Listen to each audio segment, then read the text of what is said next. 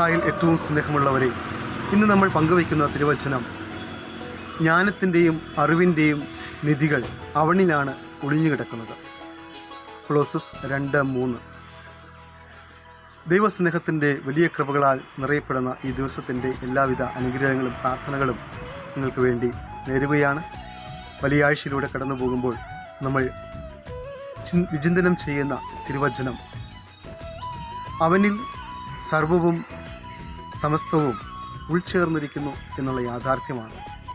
ക്രിസ്തുവിനെ നാഥനും രക്ഷകനുമായി സ്വീകരിക്കുമ്പോൾ അറിവിൻ്റെയും ജ്ഞാനത്തിൻ്റെയും വലിയ നിറവിൽ നമ്മൾ എത്തിച്ചേരുക എന്നുള്ളതാണ് പരമസത്യം. യേശുവിനോടൊപ്പം സഞ്ചരിക്കുവാൻ, യേശുവിലൂടെ ആയിരിക്കുവാൻ ആ അറിവ് നമുക്ക് പകർന്നു തരുന്നത് ദൈവിക വെളിപ്പെടുത്തലുകളാണ്. സ്വർഗീയ അനുഗ്രഹങ്ങളും സ്വർഗീയ നന്മയും സ്വർഗീയ